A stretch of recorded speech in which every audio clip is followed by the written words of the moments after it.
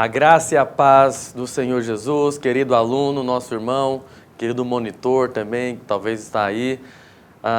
Que Deus nos abençoe, te abençoe muito nesse dia, nesse semestre, na sua vida, no seu ministério, em tudo aquilo que você colocar as mãos. Amém? Nós, por causa do plano de redenção, nós fomos incluídos em Cristo. E uma vez que você foi incluído em Cristo, tudo aquilo que diz respeito a Cristo agora diz respeito a você. Olha, que boas novas do Evangelho, né? Não é isso? Então, por isso que agora, no começo dessa aula, eu posso declarar e profetizar: você é abençoado, você é homem de Deus. Tudo aquilo que você colocar a mão, você vai prosperar. Você é mulher de Deus. Você é como árvore plantada junto a ribeiros de água, que no devido tempo dá seu fruto, cuja folhagem não murcha. E tudo aonde você colocar a mão, você vai ser bem-sucedido. Pastor, por quê? Porque você está em Cristo. Você está em Cristo. A obra que Cristo fez por nós foi morrer por nós, mas também foi nos incluir nele.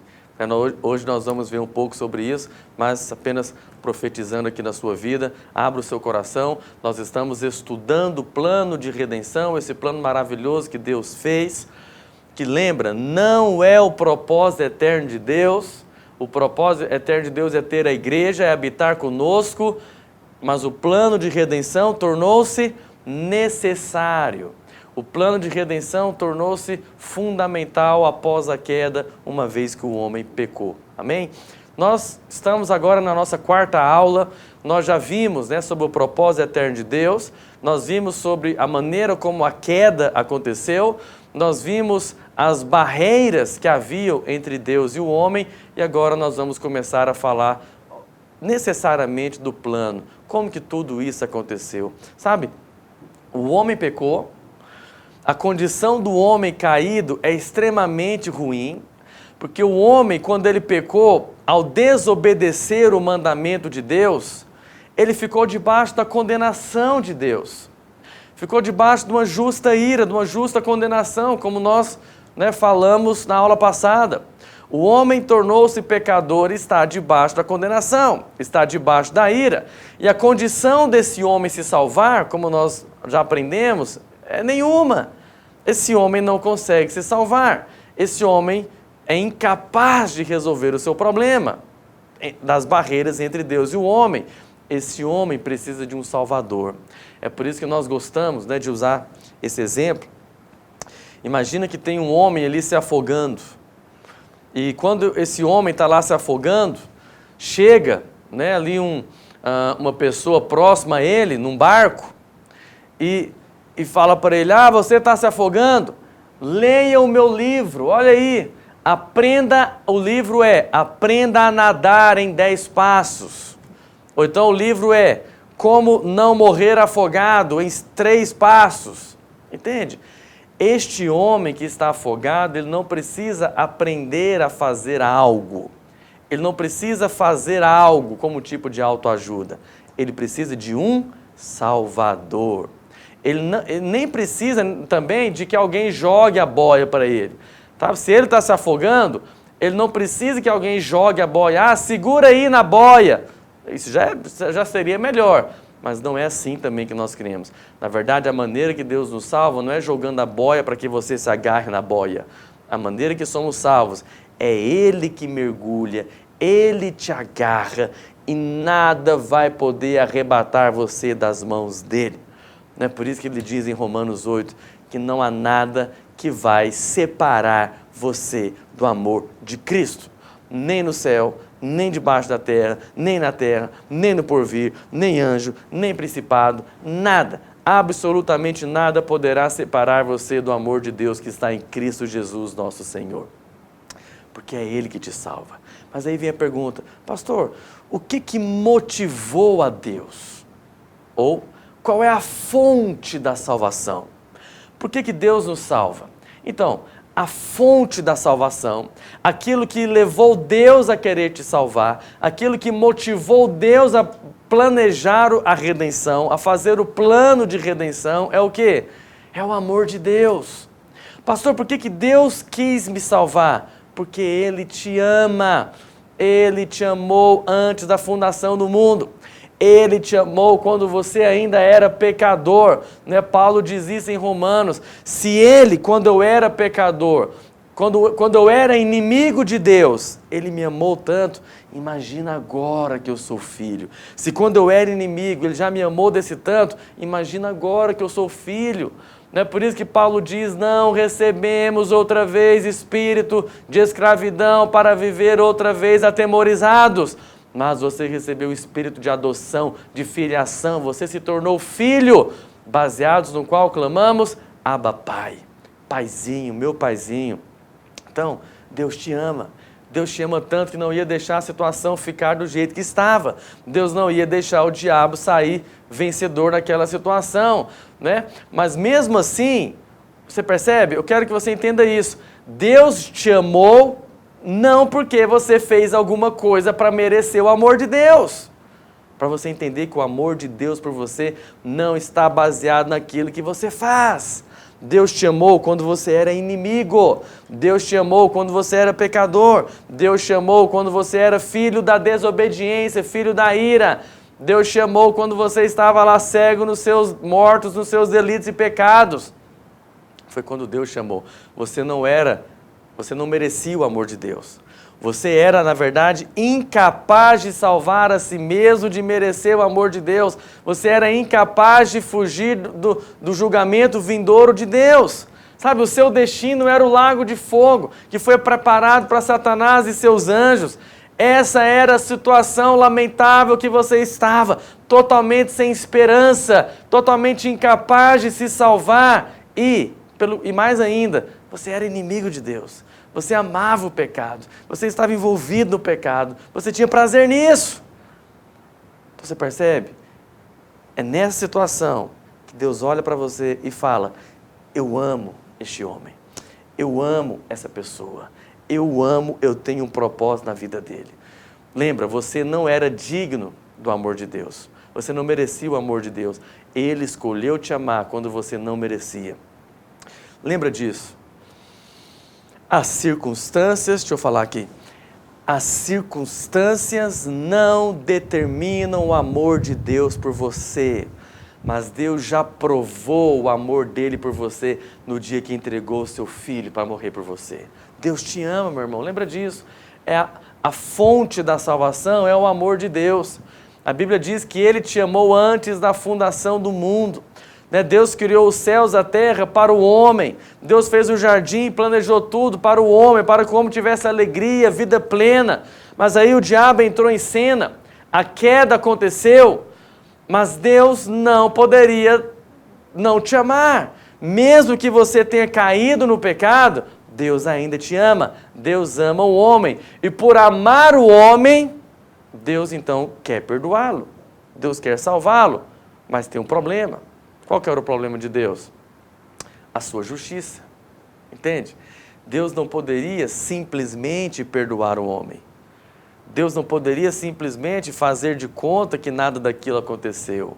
Deus não poderia simplesmente estralar os dedos e recomeçar. Não. Deus é justo. Tudo aquilo que Deus faz é baseado na sua justiça. Deus não pode fazer nada que vai contra a sua justiça. Qual que era o problema de Deus? Deus havia decretado uma sentença. Deus havia falado lá em Gênesis 2, no dia em que dela comerdes, no dia que comer da árvore do conhecimento do bem e do mal, certamente morrerás. Ezequiel 18:20 também, a Bíblia diz, a alma que pecar, essa morrerá. Sabe, isso é o que nós chamamos do grande dilema de Deus. Deus estava num dilema. Por um lado, eu amo o homem, né? Vamos tentar entender o dilema de Deus. Por um lado, eu amo o homem. Eu criei o homem para mim. O homem é o objeto do meu amor. Eu quero ter o homem para me receber como vida. Eu quero viver junto com esse homem. O homem faz parte do projeto de Deus, o propósito eterno de Deus é o objeto do meu amor. Eu amo esse homem. Mas, ao mesmo tempo, a minha justiça, Deus pensando, o dilema de Deus, a minha justiça condena o homem. Porque eu sou justo, eu não posso simplesmente perdoá-lo, porque a minha justiça manda condená-lo. Ele errou, ele se tornou pecador, ele recebeu a natureza do pecado, ele agora é merecedor do inferno, ele é merecedor do juízo, da condenação, da ira de Deus, que é uma ira justa, uma ira santa. Então você percebe, esse é o dilema de Deus. Por um lado, Deus ama o homem e quer perdoar o homem. Por outro lado, Deus é justo e a justiça de Deus condena o homem. Mas o que levou Deus a querer te salvar? O amor, lembra sempre disso. Deus te ama. Você é o objeto do amor de Deus. Deus não desistiria de você fácil, meu irmão. Se Ele te amou quando você era pecador, imagina o que Ele não vai fazer hoje por você, agora que você é filho. Sabe, Jesus diz isso, né? Quando Jesus está ensinando a respeito ali dos pais, né? Jesus fala assim, se vós que sois maus, sabeis dar boas dádivas para os vossos filhos, quanto mais o vosso Pai Celestial não vos dará o Espírito Santo, se lhe o pedirem. Sabe por que Jesus fala do Espírito Santo, de pedir o Espírito Santo? Sabe por quê? Para pensar. Pastor, qual é a melhor coisa, a melhor situação, o melhor bem, o melhor algo que eu poderia receber de Deus? Ele mesmo, entende? Então é isso que Jesus está ensinando. O que havia de melhor, o que havia de mais precioso, o mais caro, o mais belo, o mais bonito, o que havia de melhor em tudo que existe, é Ele mesmo. E Ele já deu para você Ele mesmo, entende? Você já recebeu o Espírito Santo, você já recebeu o melhor, o mais caro, o top, você já recebeu. Então, por que Ele vai te negar agora as outras coisas? Você percebe? Olha o tanto que Deus te ama, meu irmão. Deus te ama tanto que Ele te deu Ele mesmo. Ele te deu a natureza dEle, Ele está aí misturado em você. Né? Paulo diz, vede que com grande amor nos tem amado o Pai, a ponto de sermos chamados de seus filhos. Oh, meu irmão, você se tornou filho de Deus. Deus te ama. Deus te ama. A fonte da salvação, então, é o quê? É o amor de Deus. Mas a base, a salvação deveria estar baseada em cima de algo sólido. Por isso que a base da salvação não é o amor de Deus, mas é a justiça de Deus. Você está salvo por causa da justiça. A base da nossa salvação é a justiça de Deus.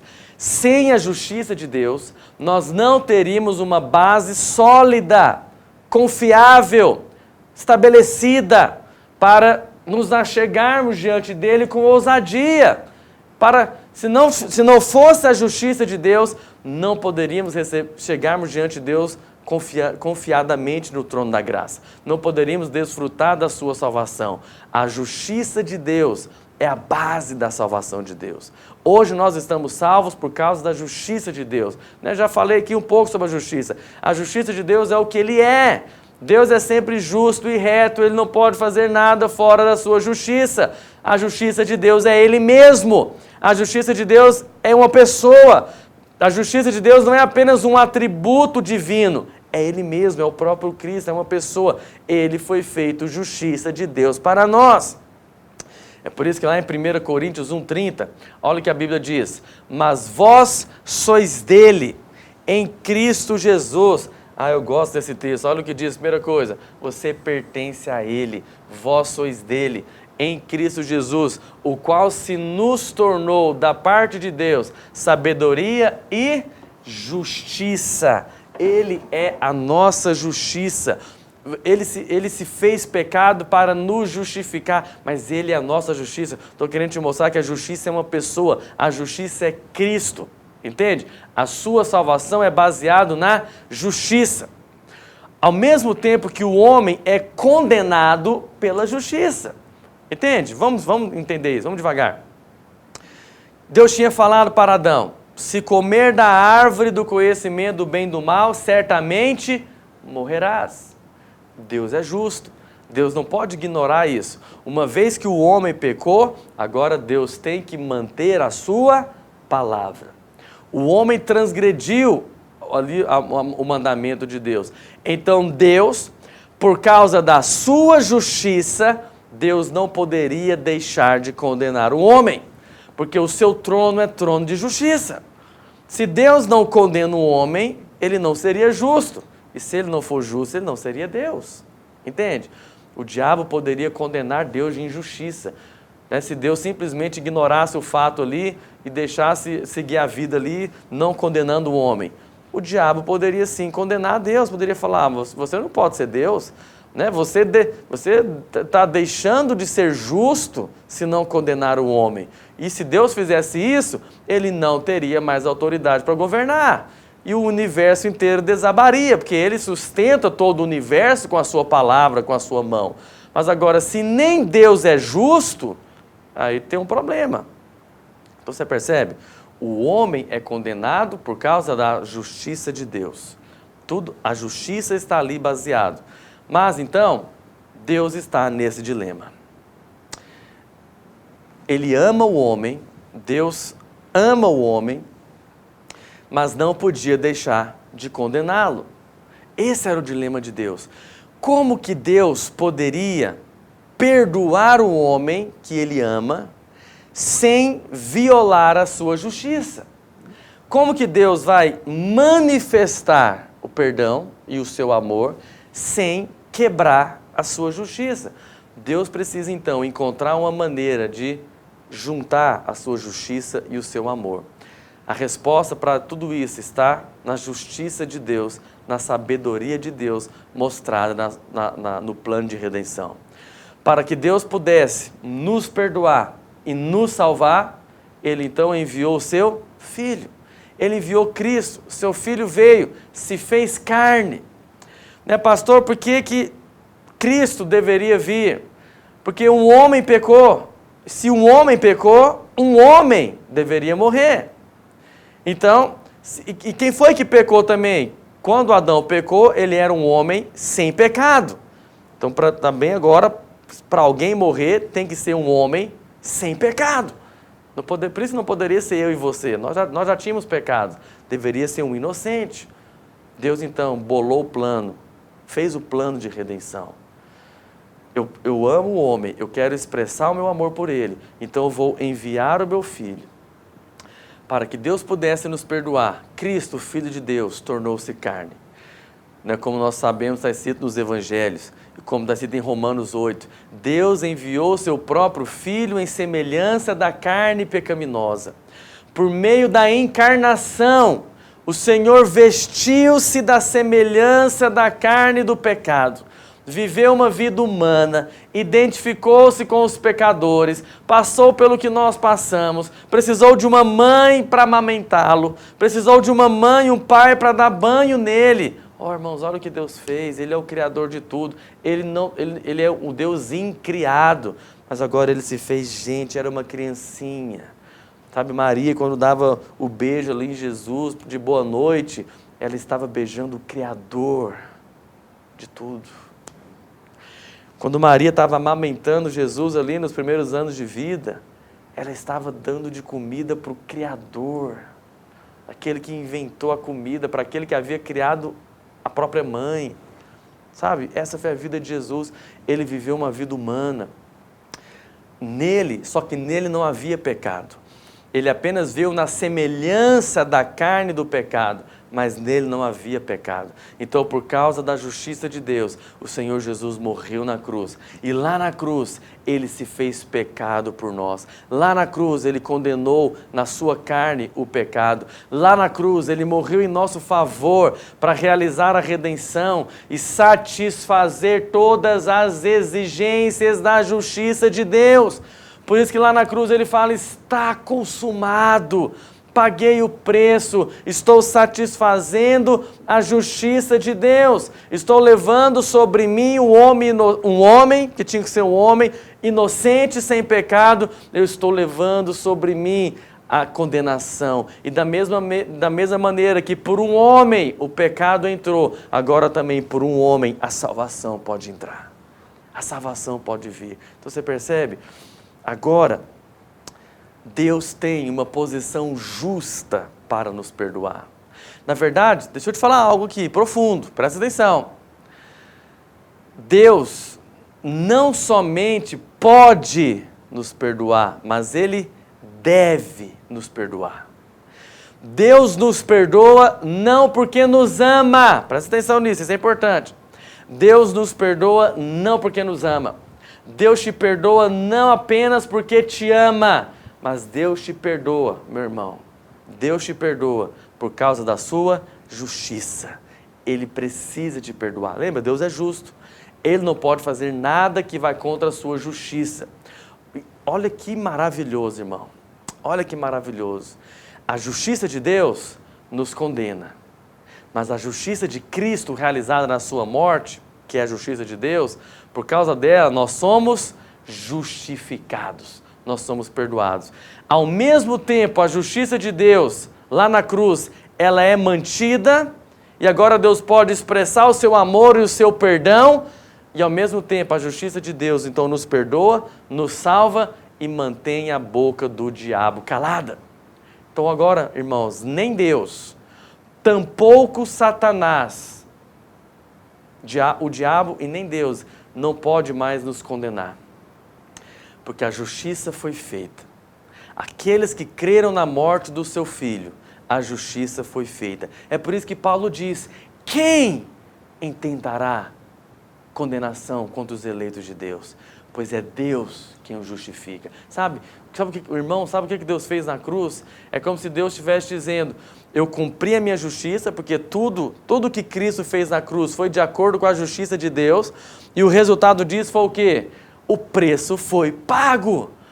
Você percebe? É por isso que a salvação é de graça. Deus seria injusto em querer que você pague a conta da salvação, porque é uma conta que já foi paga. Deus seria injusto em querer receber a conta 2 vezes. Entendeu? Quando você paga uma conta, você está aí devendo a conta do banco, está devendo o banco. Mas você foi e pagou a conta. O banco foi lá e carimbou. Está pago, está registrado. Se esse banco vir até você cobrando para você pagar de novo, está errado, você pode processar o banco. Entendeu? Eles não podem fazer isso. Não se pode cobrar aquilo que já está pago. Não se pode punir o mesmo crime 2 vezes. Entendeu? Não pode. Então por isso, por que você está salvo?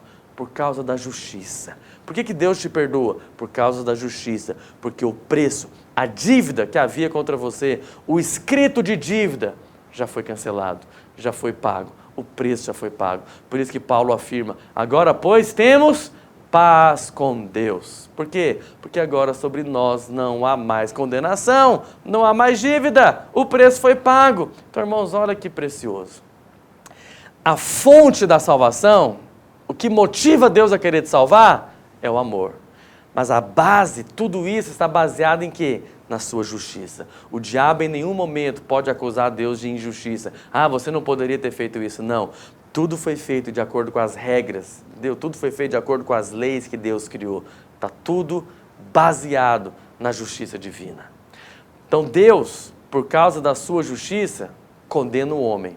Porque a alma que pecar, morrerá.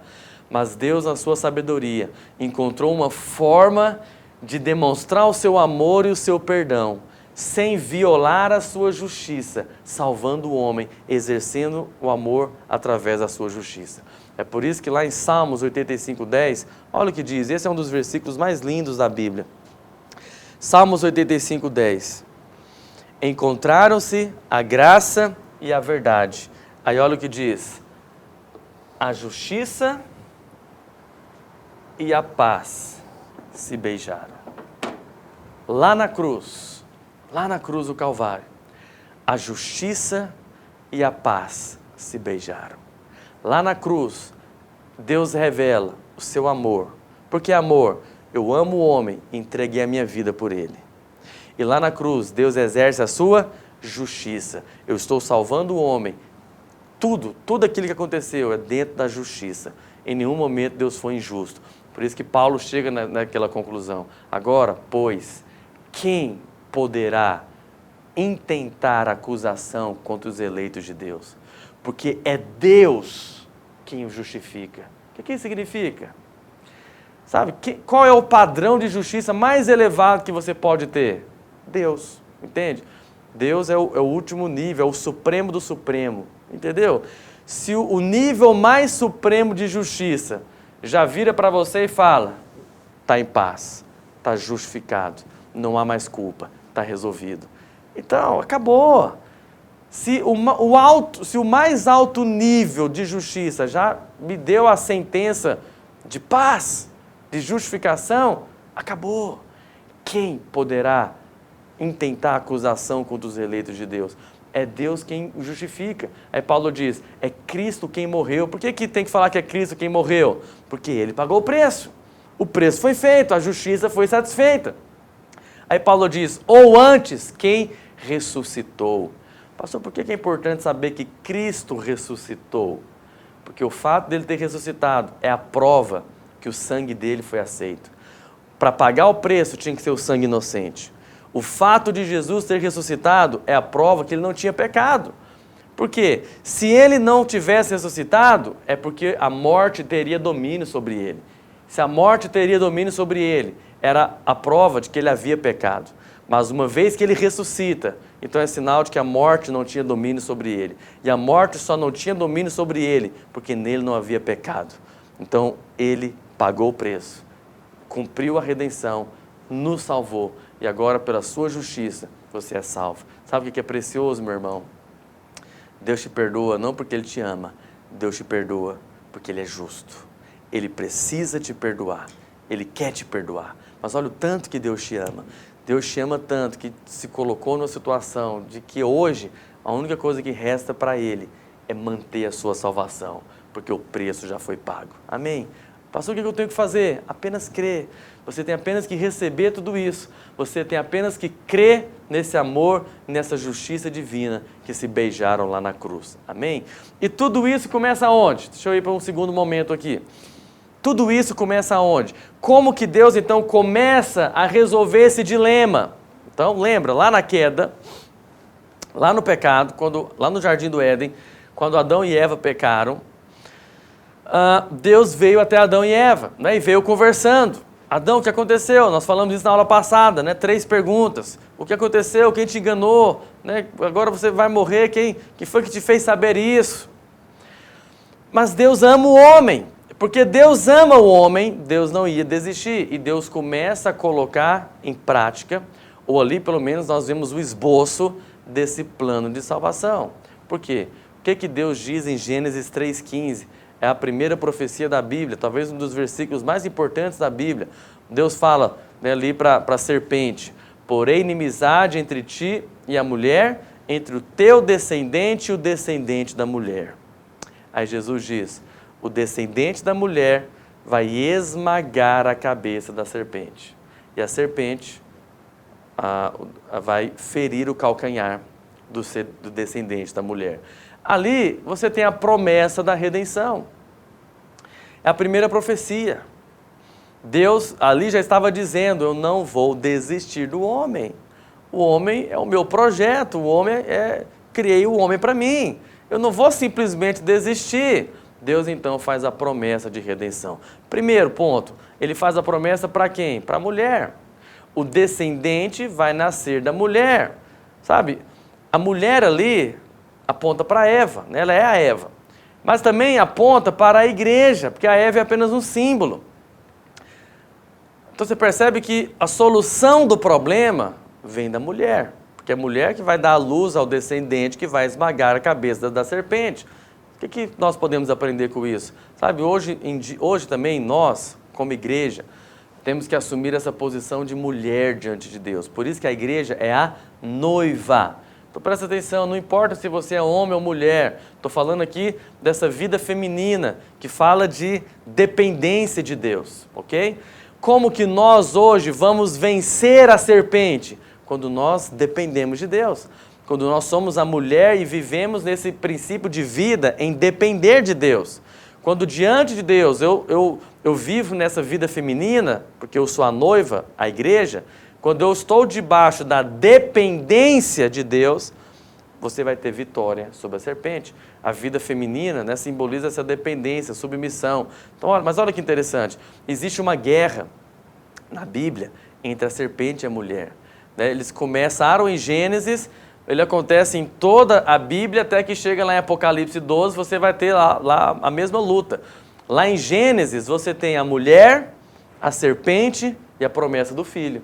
Em Apocalipse, você tem a mulher, o filho varão e o dragão, que é a serpente que cresceu. Então, olha que interessante, eles estão ao longo de toda a Bíblia. Mas, o que eu quero que você lembre? A promessa da redenção foi feita. Deus prometeu, não vou deixar o homem se perder, mas eu vou salvar o homem. Como que Deus, ali você já tem um esboço disso. Deus prometeu que nasceria o descendente da mulher. Esse descendente estava apontando para Cristo. Mas vamos falar. Quem é a descendência da serpente? A descendência da serpente aponta para o povo que segue a Satanás, que na verdade éramos nós. Entende isso? Todos nós éramos filhos do diabo. Todos nós éramos filhos da desobediência, da ira. Pastor, mas se eu era filho do diabo, como que eu deixei de ser filho do diabo? É porque você morreu. Quando Cristo morreu, você morreu. O filho do diabo morreu e agora você ressuscitou uma nova criatura. Ok? Pastor, e por que não perdemos a salvação também? Por que nós cremos nisso? Porque agora você recebeu a vida de Deus. Não tem como você morrer mais. Entendeu? Quando você era filho do diabo, você morreu em Cristo e ressuscitou uma nova criatura. Mas agora, a natureza que você recebeu é o próprio Deus. A vida de Deus é eterna, não morre. Você entende? Então, uma vez salvo, salvo eternamente. Apenas diga amém e creia nisso. O descendente da serpente, então, é o povo que segue a Satanás, são os ímpios aí, etc. E quem é o descendente da mulher? Você sabe, ao longo da Bíblia, você pode perceber que as pessoas sempre esperaram esse descendente e o diabo, de certa maneira, sempre lutou e resistiu para matar o descendente. Então, deixa eu dar alguns exemplos. Quando nasceu Caim, primeiro filho de Adão e Eva, Caim significa adquirido do Senhor. Adão e Eva possivelmente pensaram o quê? Bom, Caim deve ser o cumprimento daquela profecia, que Deus falou que o descendente ia nascer, deve ser Caim. Então eles colocaram o nome, adquirido do Senhor. Mas depois a gente viu que não era, né? Caim estava, na verdade foi bem ruim. Aí você vê Caim matando Abel, né? Porque, claro que existe todo um pano de fundo ali da história, porque Caim matou Abel. Mas, talvez, se a gente pensar só na ótica do diabo, é estranho isso, mas você vai me entender. O diabo talvez acreditou que Abel, porque teve a oferta aceita, né? Abel foi aceito diante de Deus com a oferta, o diabo talvez pensou, esse Abel aqui é o descendente, é o cumprimento da profecia. Então talvez também por causa disso, Caim matou Abel. Então o diabo usurpou ali, acabou trabalhando em Caim para que Caim matasse Abel. Quando você vê a história do povo de Deus, irmãos, olha o tanto que o diabo resistiu para que os descendentes nascessem. Deus vai lá e faz aliança com Abraão, por exemplo. Quando Deus faz aliança com Abraão, a mulher de Abraão é o quê? Estéril, não pode ter filho. Ora, possivelmente o diabo está tentando atrapalhar o quê? O cumprimento da profecia de Gênesis 3,15, impedir que o descendente nasça. Vem Isaac, Isaac nasceu, esposa de Isaac, estéril. Vem Jacó, uma das esposas de Jacó também, dificuldade para ter filho, dificuldade. Leva o povo lá para o Egito, escravidão. Quando Moisés vai nascer, lembra? Qual era a ordem de Faraó? Mata todas as crianças. Aparentemente, né, eu acho que talvez quando o diabo percebia que estava ali próximo, né, do descendente nascer, ele mandava matar as crianças. É por isso que nós somos pela vida, não somos a favor do aborto, né? Nós não somos a favor de acabar com a vida, porque de alguma maneira é o diabo tentando impedir que homens de Deus nasçam, né? Os seus filhos serão homens e mulheres de Deus. Aí lembra, na história do povo judeu, irmãos, que povo perseguido, todo mundo queria matar os judeus. Né? Na história de Esther, acaba com os judeus. Vem a Babilônia para acabar com o povo de Deus. Vem a Síria para acabar com o povo de Deus. Vem os impérios ali, até que chega o Império Romano, na tentativa de acabar com o povo de Deus. De alguma maneira, era o diabo tentando impedir que o descendente da mulher nascesse.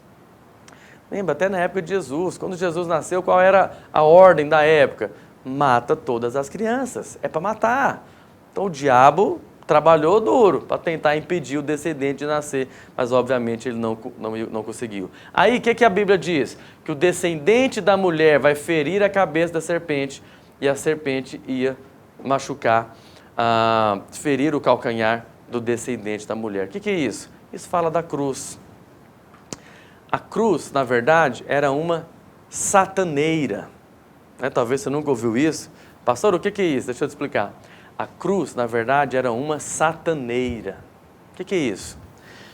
Ratoeira pega o rato. Sataneira pega o diabo. Ou então era uma diabeira, né? Pega o diabo. Por quê? Quando a Bíblia diz que a serpente ia ferir o calcanhar do descendente, o que é isso? Foi o que aconteceu lá na cruz. Jesus teve uma morte na cruz, mas ele ressuscitou, entende? De certa maneira, Jesus foi ferido, mas foi uma ferida que durou 3 dias. Já viu? Quando um cachorrinho, você está lá visitando a casa de um amigo seu, lá tem um cachorrinho e ele morde no seu calcanhar. Horas, né? Vamos pensar que o cachorro foi vacinado, tudo, etc. Aquele ferimento no seu calcanhar, você ignora. É um ferimento ali, é uma ferida que literalmente vai durar 3 dias, poucos dias.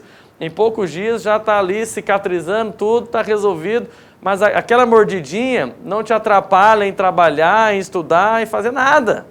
Entende? O que o diabo fez com Jesus na cruz foi apenas uma ferida no calcanhar. Mas o que Jesus fez na cruz com o diabo, ele esmagou a cabeça da serpente. Ou seja, foi um caminho sem volta. Está consumado. Não tem mais como voltar. O diabo foi derrotado. Mas o que o diabo não sabia? O diabo não sabia era que a cruz, na verdade, era essa sataneira. Sabe, é interessante isso.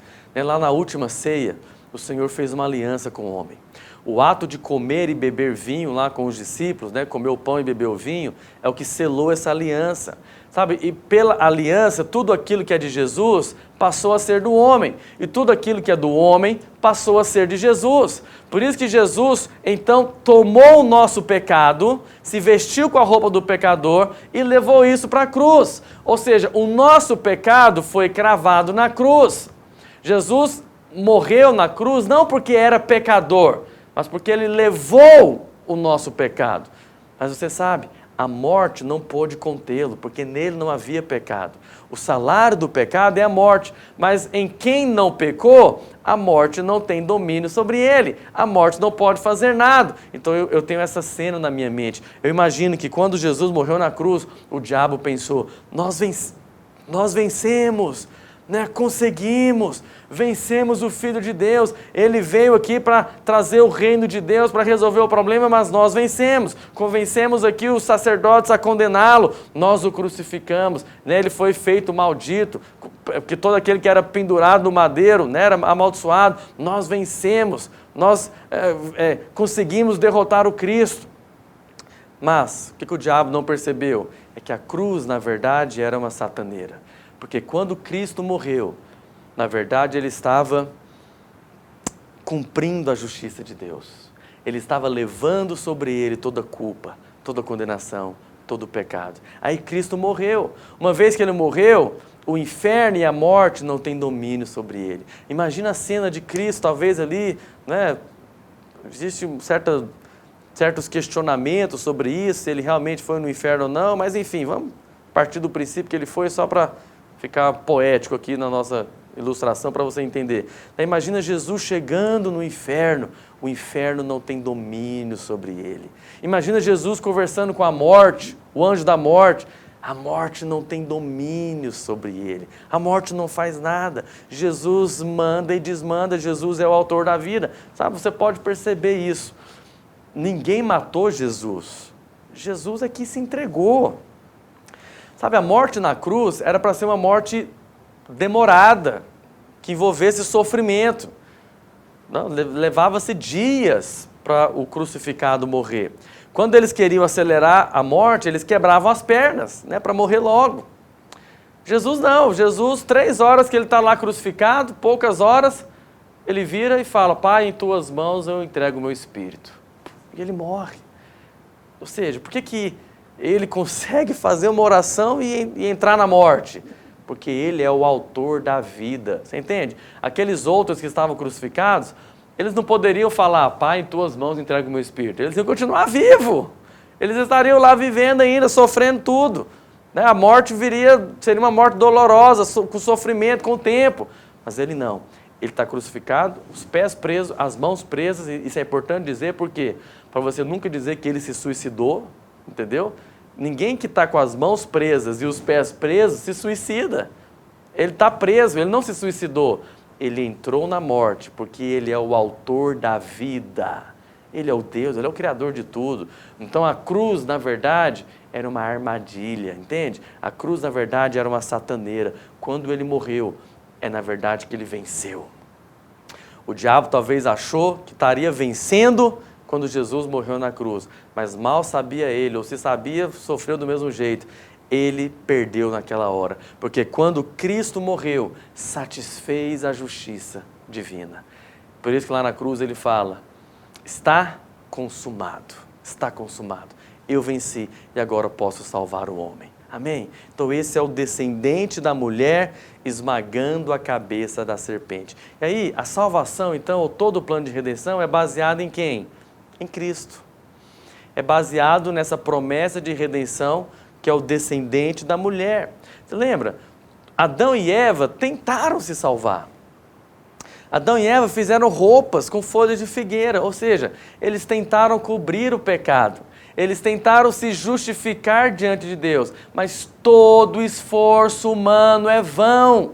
Não adianta, Jesus já disse, só há um caminho. Jesus é o único caminho, porque somente Ele é homem para pegar na mão de Deus, para pegar na mão do homem. E somente Ele é Deus para pegar na mão de Deus e fazer a ponte. Não existe outro caminho. Qualquer outro caminho, ou como muitos dizem, todos os caminhos levam a Deus. Não, mentira, só existe um caminho. Qualquer outro caminho para te levar a Deus que não seja Cristo, é vão. É esforço humano, são folhas de figueira, não resolve, porque a folha vai secar, e amanhã tem que fazer outra roupa, e depois de amanhã vai secar de novo, não resolve o problema. Então vamos construir uma torre para chegar ao céu. Não, também não adianta, você pode fazer uma torre de Babel aí, que chega na lua, mas não vai chegar em Deus. Entendeu? Então vamos sacrificar animais. De todos os anos vamos sacrificar animais. Esse é o problema da lei. A lei foi algo momentâneo, né? Os sacrifícios que aconteciam na lei eram momentâneos. Todos os anos tinha que fazer sacrifício.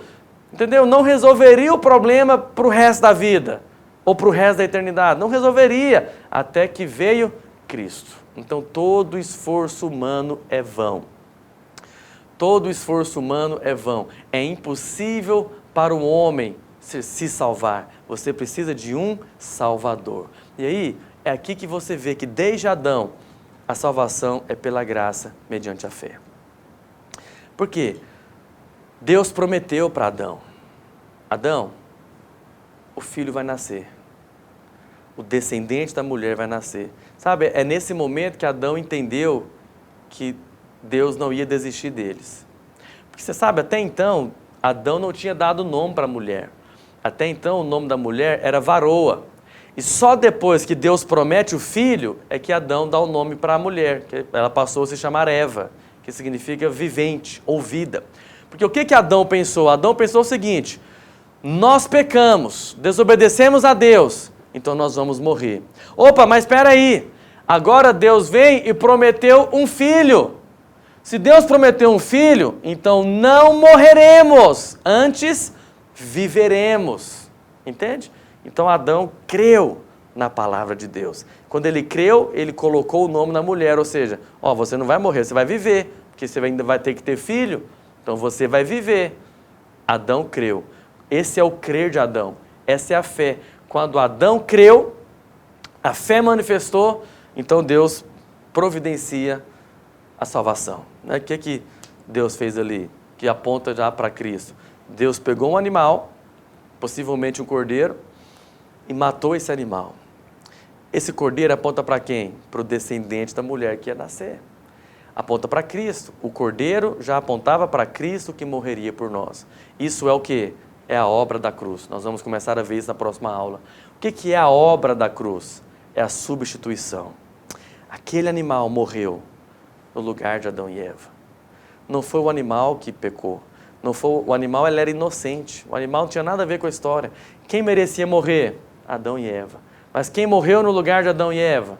O animal. Adão e Eva tornaram-se pecaminosos e agora precisavam de redenção. Depois que Adão creu ao dar o nome de Eva, nós vemos a justificação de Deus. Deus veio e fez roupas para Adão e Eva e os vestiu. Quando Adão e Eva foram vestidos, significa que eles foram justificados. Ser coberto é ser justificado. Mas para Deus fazer isso, Deus teve que matar um animal, provavelmente o cordeiro. Deus teve que matar aquele animal para cobrir o homem para a mulher, para cobrir o homem e a mulher. E agora quem olhava para Adão e Eva, primeiro via o quê? A roupa, a vestimenta, a roupa do cordeiro que morreu. Então, desde que as vestimentas foram colocadas neles, qual que era a aparência agora de Adão e Eva? Cordeiro. Quando Deus olhava para Adão e Eva, Ele não via apenas Adão e Eva, Ele via a roupa do cordeiro, Ele viu o cordeiro. Então assim também acontece conosco. Quando você crê em Jesus, primeiro aspecto, substituição. Cristo morreu no nosso lugar. Entende? Aquela ocasião ali de Adão e Eva aponta para esses dois princípios, a substituição e a inclusão. Por um lado, Cristo morreu por nós. Ele morreu no meu lugar, lá na cruz. Eu é que merecia morrer, eu é que pequei, mas Ele morreu no meu lugar. Por isso que a Bíblia diz que Jesus é o cordeiro que foi morto desde a fundação do mundo. Jesus fez a morte substitutiva no seu lugar, mas Ele morreu para quê? Para pegar a roupa do cordeiro e vestir você. Isso é a inclusão. Você foi incluído na morte de Cristo. Sabe? A obra da cruz não é apenas substituição, mas é a inclusão, é o poder da cruz. Nós chamamos obra da cruz, substituição. Mas o poder dessa cruz é de me incluir nessa morte. Cristo não apenas morreu no seu lugar, Ele morreu para que a sua natureza do pecado pudesse morrer também. Por isso que hoje você está incluído em Cristo. A morte dele é a sua morte. A vida dele é a sua vida. A sabedoria dele é a sua sabedoria. A saúde dele é a sua sabedoria. A riqueza dele é a sua riqueza. A provisão dele é a sua provisão. Ô, meu irmão, acredite nisso. Quando Cristo morreu, você também morreu. Quando Ele ressuscitou, você também ressuscitou uma nova criatura. É por isso que, pastor, por que eu sou aceitável diante de Deus? Por um simples motivo. Quando Deus olha para você, a justiça de Deus diz, é pecador, tem que morrer. Mas antes disso acontecer, Ele olha para você e vê que você está vestido com a roupa do Cordeiro. Ele vê Cristo. Quando ele vê Cristo, é como se Deus se lembrasse, opa, se ele está vestido com a roupa do Cordeiro, significa que o Cordeiro já morreu. Se o Cordeiro morreu, o preço foi pago. Se o preço foi pago, então não há mais culpa, não há mais condenação. Agora você, homem, você é aceitável diante de Deus e você se torna justificado. Você está justificado. Você é aceito diante de Deus. Por quê? Porque você é bom, porque você merece? Não! Porque você está vestido com a roupa daquele que pagou o preço. Ele pagou o preço.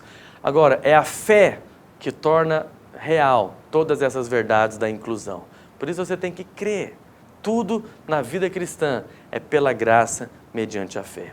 Por isso que a morte dele é a sua morte. A ressurreição de Cristo é a sua ressurreição. A ascensão dele aos céus também foi a sua ascensão. Você hoje está sentado lá, essa é a sua nova posição. Você está sentado no céu juntamente com Cristo. A vida dele é a sua vida, a herança dele é a sua herança. Amém, irmãos? Isso é a obra da cruz, substituição, e o poder da cruz, inclusão. Na próxima aula, nós vamos começar a falar como que Deus começou a colocar esse plano em prática. Porque para Adão e Eva, ele mostrou o plano. O descendente vai nascer, o cordeiro vai morrer. Mas em Abraão, quando Deus chama Abraão, ele começa a colocar isso em prática. Nós vamos ver isso na próxima aula, quando o plano de redenção começa a acontecer, vamos chegar em Cristo e depois, nas próximas aulas, nós vamos falar de todo o resultado desse plano de redenção, que é a obra da cruz, substituição, poder da cruz, a inclusão e o princípio da cruz, que é o resultado de toda essa graça, essa natureza dentro de você. Amém? Deus te abençoe.